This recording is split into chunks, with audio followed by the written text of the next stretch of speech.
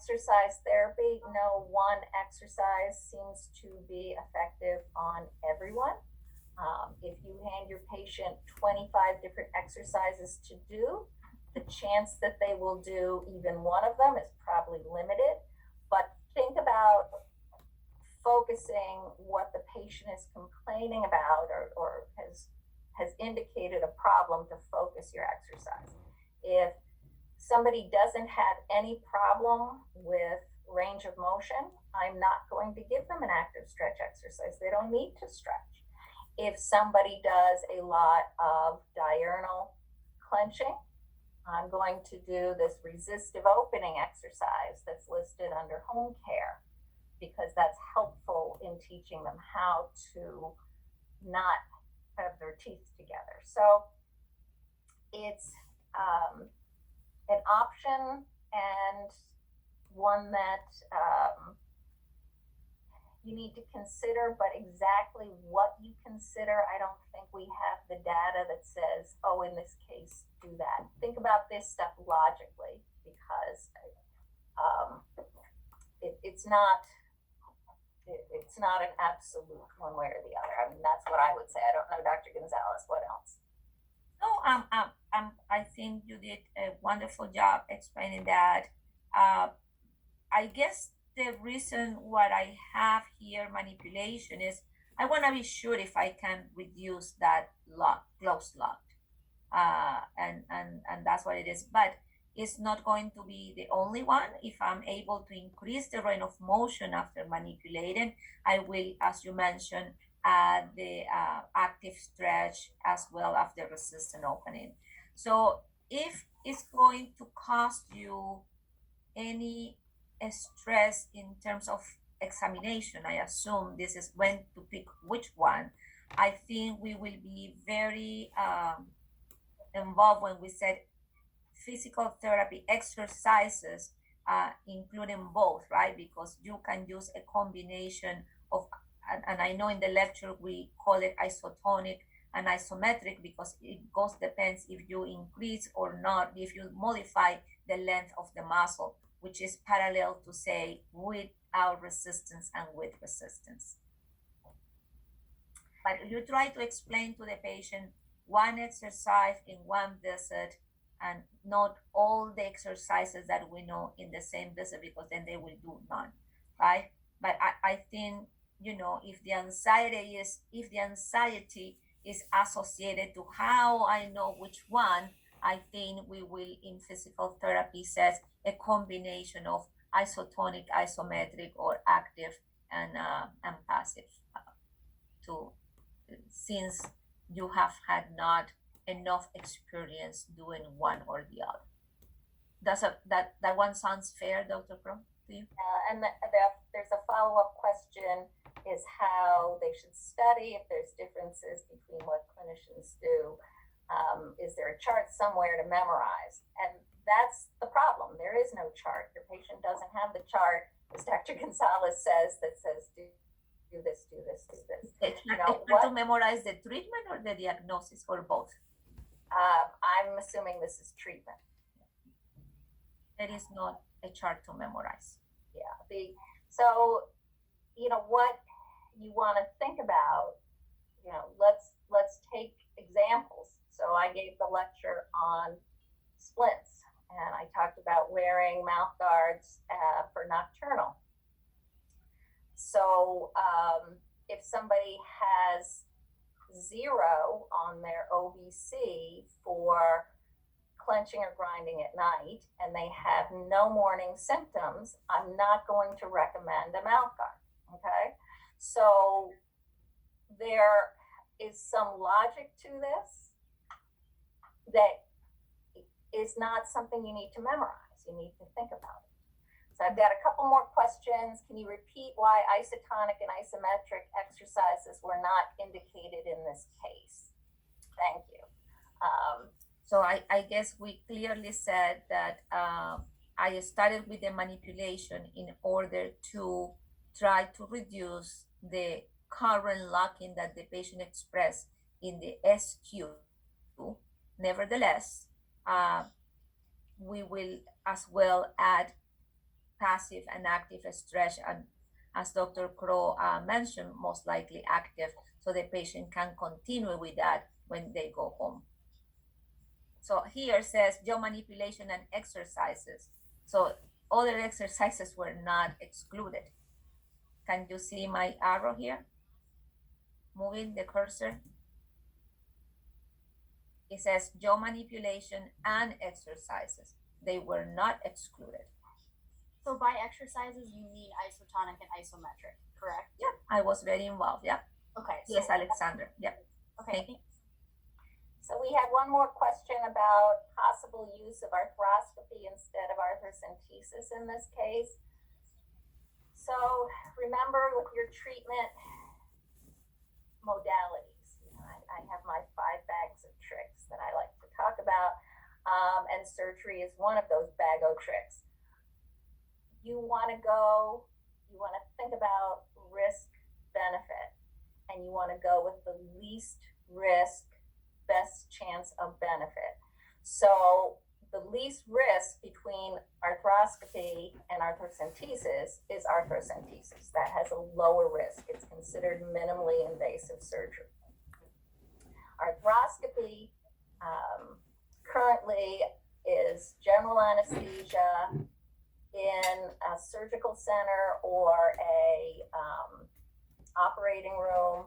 Arthrocentesis is a clinic procedure that can be done in an oral surgeon's office or in your own office if you're trained to do it. So you can consider arthroscopy, but you wouldn't consider it before you considered arthrocentesis. Okay, so you try arthrocentesis first, lower risk, good evidence that it can be beneficial in this sort of case. If that didn't work, then yes, you could go on to do arthroscopy. Do we have another question for this particular case? Yes, one more. No, it's just thank you. Okay. So that was a good case because I think this is the idea that you. Oh yes, we have somebody talking. Who? Yeah, this is Marco. I have a question about this case as well.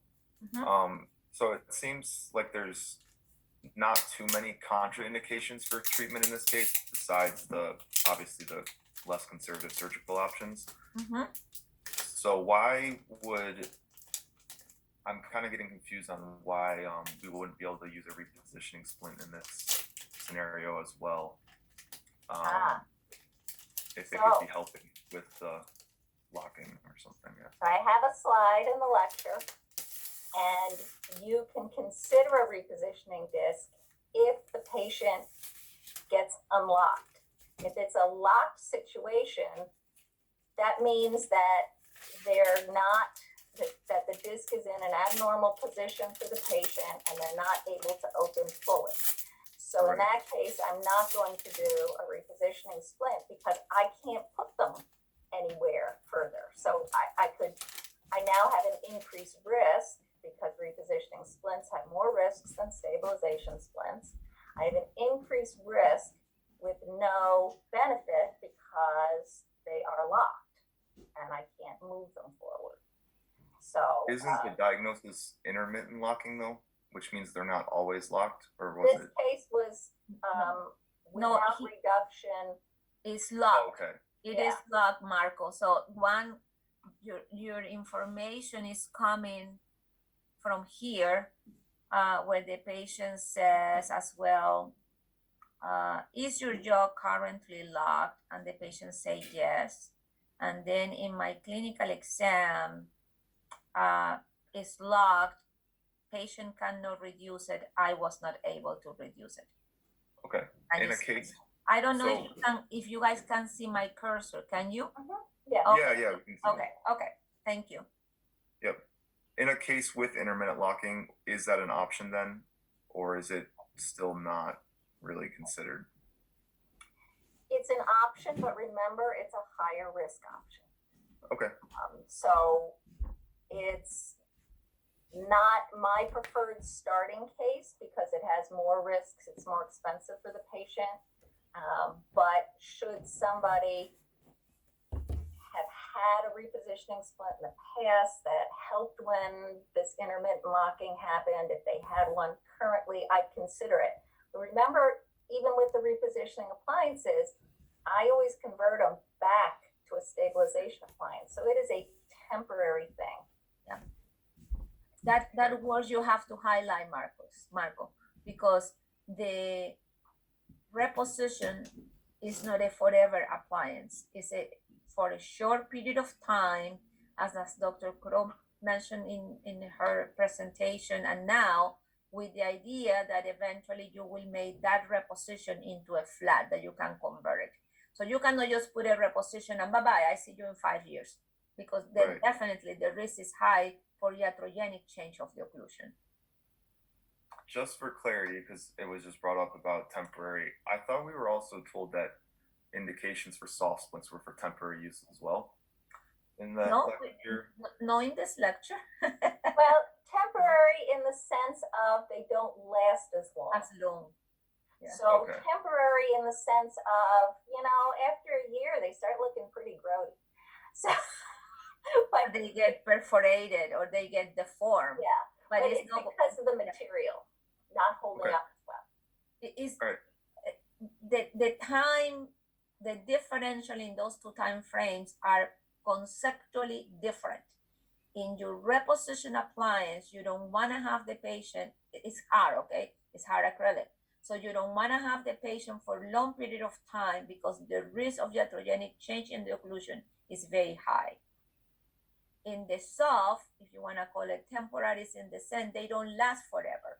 So we have patients that we have to make a soft one every 3 to 4 months. Eventually, we get tired of charging the fee and vacuum for the patient. So we said to the patient, why don't we consider move into a material that will last longer, but not temporary. Oh, and I should say there is one more thing to consider.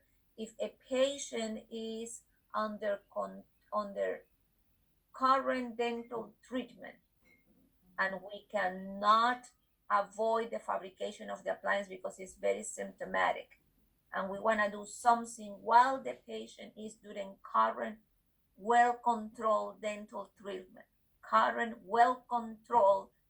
treatment, we will then fabricate a soft one with the idea that at the end of the dental treatment, then we may decide to do another soft or a hard. But the temporality here is very conceptually different. Are you satisfied with the answer? Yeah, thank you. Very good. So I have a couple more questions. Follow up on the arthroscopy. When is arthroscopy indicated? Is it only when there is a fusion? I'm sorry, not effusion.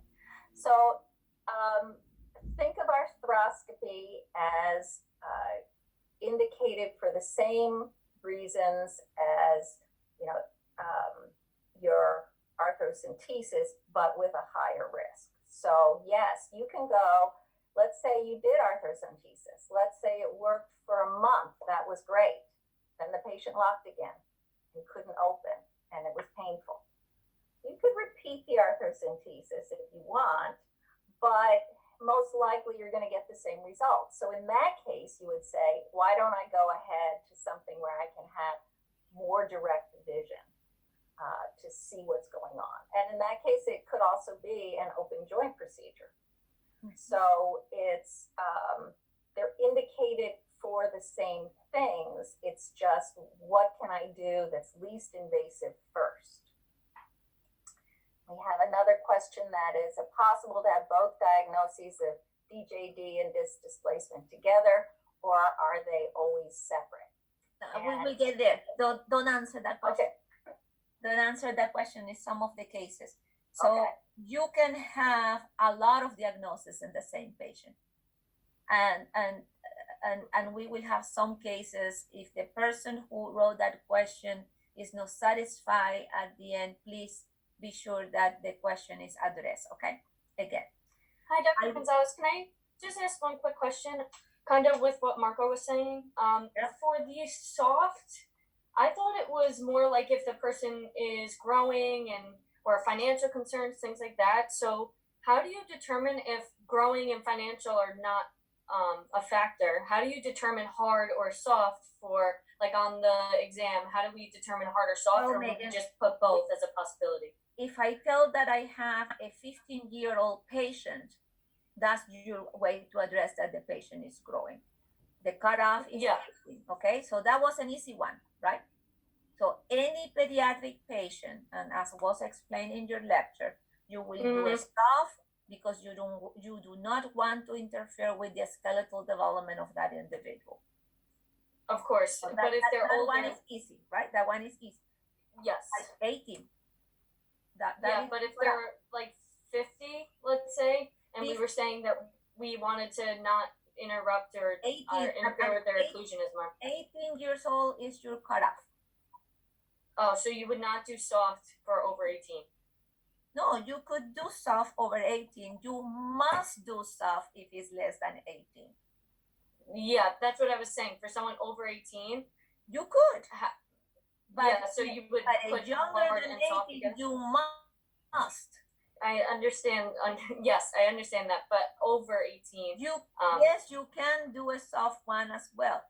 Soft and hard appliances, based on the literature, are equally effective in reducing pain, increase range of motion, and protect the dentition. Your soft ones, because they are a softer material, are going to get destroyed faster, and you will have to be doing it over and over and over. Besides the fact that sometimes the patient comes with a fantastic idea of putting it inside the microwave to clean it up, and then they come with the forms appliances and they want you to repeat it for free because they put it in the microwave, even though you told them not to do it. I'm sorry, I'm going in the other direction. Megan, in adult patients, you can do soft and hard. In pediatric patients, using 18 years old as a cutoff, you must do a soft. Gotcha. So you would always, for over 18, for over 18, you would put them both together because you can do it. You just would have to do it multiple times for soft. You can put both together. I don't know what you mean by that. You put either one or the other, no both together. Well, yeah, I mean for like the exam to check the correct appliances, like for the extra credit, I had a hard time kind of deciding. So I'm not talking about the extra credit now. I'm talking about concepts. Remember, some of your class may have not returned the extra credit homework, so I cannot address the extra credit homework. So there's a new question. Could you explain why this is closed lock and not intermittent locking? It's not intermittent locking because in order to be intermittent locking, your patient will say, yes, I get stuck and then I'm able to open. This patient is telling you, I'm locked in the questionnaire, and in my clinical exam, it's locked. I can know the patient be able to open any wider, or the patient by itself can open any wider. Good questions, very good questions. I love it. I hope you can answer all these questions in the test next week. In a way, you are writing your own exam, I guess. This is what it is. Very good questions. Excellent. Okay, let me try to move to I will do my best to cover all these cases, but okay, here I go again with the mouse. Oh, I have to do something else. I think you can see better like this. Okay. So this particular patient is a 57-year-old female referred to our clinic from her neurologist. Patient presented with a chief complaint of facial pain and headaches. She described having pain that comes and goes for the last 3 years. Upon review of medical history and medications, patient denied medical alerts or allergies. Currently under medical care for the management of migraines without aura, she takes topiramate 100 milligrams BID and electric pen 40 milligrams as needed. Okay. She described her pain and non-migraine headaches. Now notice the patient is able to discriminate among the headaches as dull in nature with sharp episodes. Pain and headaches are present upon awakening. That was the element Dr. Crow was mentioning before.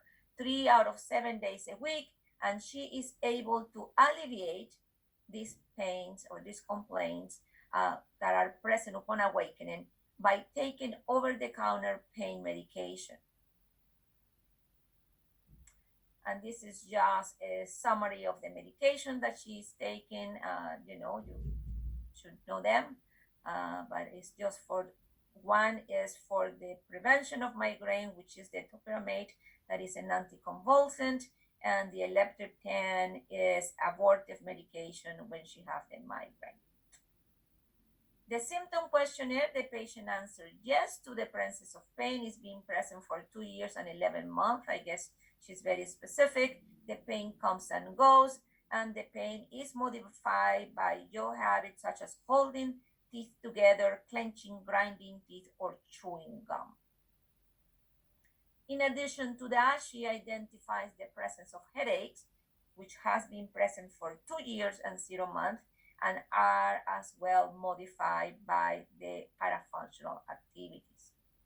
In terms of joint sounds, this patient denies presence of joint sounds and denies any locking, close locking, denies if they don't have close locking, cannot interfere with the ability to eat, and denies as well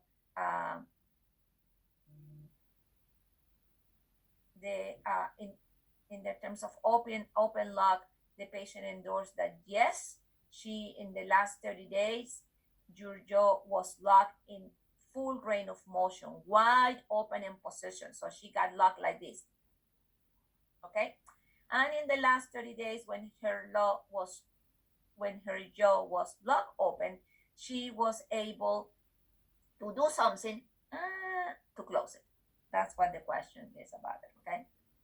In terms of clinical exam, as you can see, the patient identified the temporalis, masseter, and TMJ bilaterally, and the examiner was able to confirm those locations.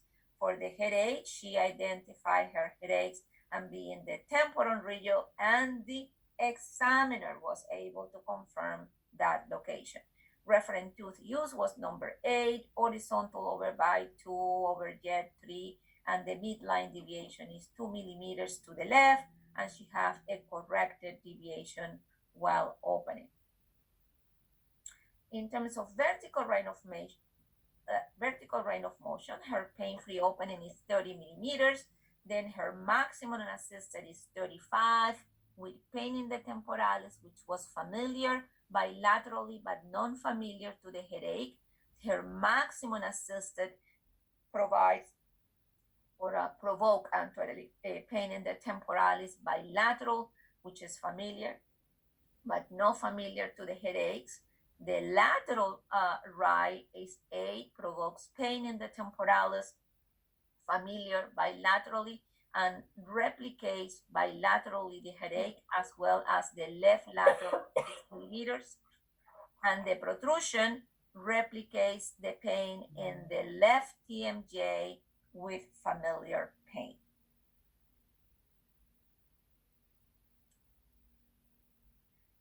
For the assessment of joint sounds, as you can see in the right TMJ, the examiner is not able to detect any click or crepitus during opening and close. And in the left TMJs, the examiner is able to detect a close click. During lateral and protrusive movements, oh my goodness. In the right joint, the examiner is not able to detect click or crepitus, but is able to detect a click in the left TMJ. So now here you have a combination of a vertical and an horizontal click. Patient didn't lock during opening or at the wide open position. And in terms of muscle palpation, as you can see in the temporalis anterior band, patient have pain, which is familiar, was not familiar to the headache, was not referred. In the left temporalis, you have pain with palpation, which is familiar, not familiar to the headache, not referred, but you have the replication of the headache during rate of motion. In the masseter, pain, which is familiar, not referred. And for the joints, we have pain that was familiar, and it was referred in the right joint, and the supplemental muscles are negative. So, in terms of diagnosis, which is the Axis 1 clinical diagnosis, we have a myalgia, right and left arthralgia. We have headache attributed to TMD. We have left displacement with reduction, and we have bilateral subluxation. So, Dr. Crow, I cannot see the names, but I will let you pick a name for that person to explain to me why is myalgia. And I have to be quick. We unfortunately, which is good, it's not unfortunately. I think the questions are wonderful.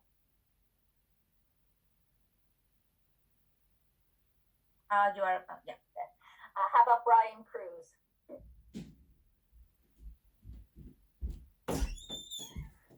One, two, three. Brian is not answering. One more.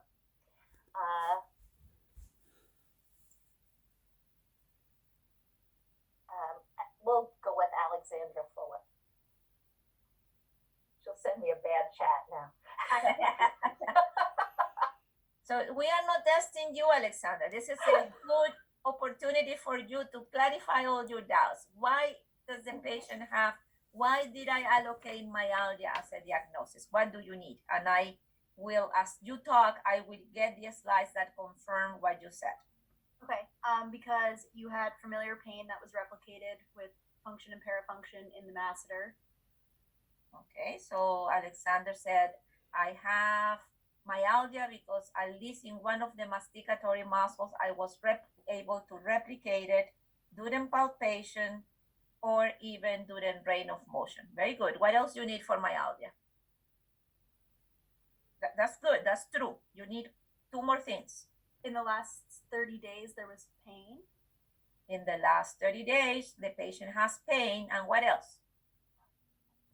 It's right in the same slide I'm showing right now. At least one more thing, but it's okay. I will get there. What else you need from this slide to get there? So by history, Alexander, you are correct. You have to have the pain, and the pain must be modified by function or parafunction. Mm-hmm. And then, as you explained very nicely, upon clinical examination, you, the examiner, have to confirm that the muscles are involved, and you can confirm that. And in addition to that, you told me I have the familiar pain upon palpation and range of motion. Excellent. Excellent, Alexander. Excellent. Do that next week. Very good. Bilateral arthralgia, Alexander. What else do you need now for these two? I will help you, okay? So in here, very clear, you can tell me I see the right side arthralgia, right? We already showed that we have the history of pain, modified by function, parafunction, identify and question one of the locations. Here you have the right, and during the range of motion, you have the left. And that is why it's bilateral. So do not ignore, if we are giving you a chart with the exam, do not ignore that replication during range of motion is as valid as replication during palpation. That was the point I tried to make. Very good, Alexander. You want to continue it with me? Headache attributed to TMD. Patient complaint of headaches, was localized in the temporalis muscle, and it was replicated actually during range of motion. It was pain in the temporalis, familiar to the headaches. Very good, Alexander. This displacement with reduction, the patient complained of joint sounds, and then during the clinical exam, I had a beautiful combination of one vertical, and one in the horizontal plane. So remember, you can have open and close, or open or close and your protrusive lateral click. And then the last one was bilateral subluxation, which comes directly from the symptom questionnaire, right? In which the patient says, yes, my mouth gets stuck open, and I have to do something to close it. And another place where you could look for that is by the clinical exam. If your patient, what you are doing your exam, gets stuck with the mouth open and have to do something to close it. Very good. Alexander did very well. Excellent. So that was my clinical diagnosis. Alexander, are you with me? Yes, Yes, you agree?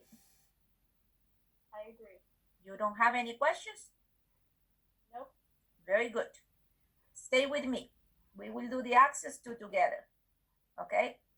Dr. Gonzalez, Uh-huh. I have a question regarding the subluxation. Yes. I was wondering that the diagnosis is only based upon because patient had the jaw locked and he maneuvered it or she maneuvered it. Okay. So here in your symptom questionnaire, the patient says, yes, my mouth gets locked in a wide open position and I do something to be able to close it. That's from your history. If your patient is in your chair, and imagine that you are measuring maximum assisted opening, and now the patient says, oh my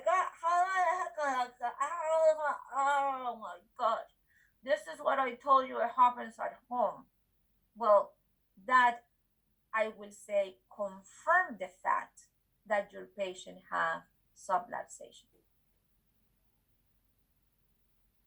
Did I answer your question, Meg? I'm sorry, I cannot pronounce your first name. I apologize for that, ma'am. That's okay. I can say Collie. Is that better? Sounds good to me. Thank you. Dr. Gonzalez, I'm like a little bit confused about this. So when the patient has a subluxation kind of issue, do we do the maximum assisted opening in that case? We don't want patient to be in that situation, right? You are, now that logic that Dr. Crow asked you for is coming out, so we love it. So if I say to a patient, every time I open my mouth, I get stuck open, most likely I will avoid measure the maximum assisted opening and I will stop in my maximum unassisted opening. Outstanding. Outstanding observation. You got 3 stars for that. Thank you. Virtual stars, I'm sorry. So diagnosis will only based upon the patient's Diagnosis is findings. based either diagnosis of subluxation is done based on the symptom questionnaire, those 2 questions, or if it happens during your clinical exam. Okay. Thank you so much. Very good. Is that clear? And I will re-emphasize, either or, not necessarily both. You don't need both. You can have either or. Good. Okay, I take back Alexander with me. She thought she was done. So this is the pain drawing of this patient. Notice that it's identifying the mesenteric region, right? And the temporalis region. And then there is a circle here around the eye, and then the front head and the back head. Well, it's very simple. Most likely those big circles in front of the head, behind the head, and the eye is related to the migraine headache that the patient tells you is being treated for.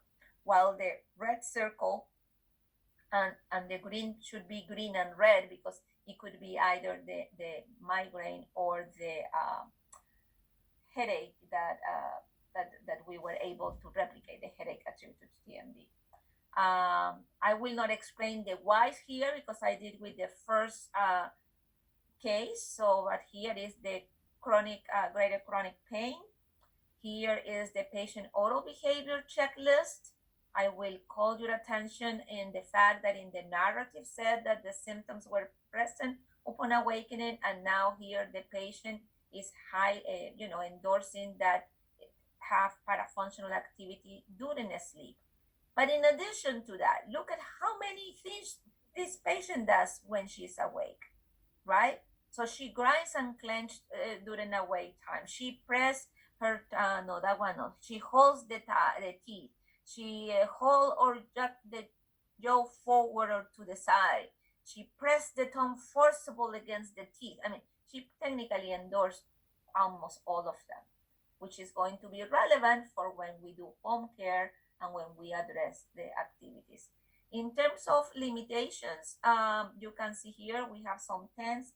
I have the summary coming in a minute. The grade JD7, that is for anxiety. The patient scores a 3. And notice that in this case that we're talking about, we have what we call this quantitative, and the qualitative is asking the patient, do you have any difficulty talking about these issues? Because this is what allows us to enter into the discussion with the patient. And then we have the PHQ-9, which is depression. Patient scores 3 again, and the PHQ-15, patient scores 4. And then here is the summary, okay? And the summary, remember, you will not be asked to score these instruments. We will provide the information to you. But anyway, the patient, based on the grade of chronic pain, was severely limited and have a high level of pain of characteristic pain intensity. The oral behavior checklist, 17 out of 21 behaviors when endorsed with a score of 41/84. For the jaw functional limitation scale, everything is above 1 with a high endorse in limited function in terms of mastication and mobility. And for anxiety, depression, and somatization, she's into the low and mild presence of symptoms. You are not diagnosing those constructs. And this is what we suggest for treatment. So again, patient education. We will explain, and this is pretty much a repetition of the previous one. Explain the nature of TMD, the natural behavior of the disease. Is this going to get worse? What do we know if I will need surgery? That's the kind of questions patients will ask you. Talk about reversible treatments, motivation and compliance, how important is that they are going to be doing it. We cannot fix the patient. We will manage and teach them home care, diet modification to a pain-free diet. I think that's the term we use in the lectures. Thermotherapy. Again, look at how wide I am here in exercises, right? Behavioral modification, I think, will be extremely important in this patient. Awareness and avoidance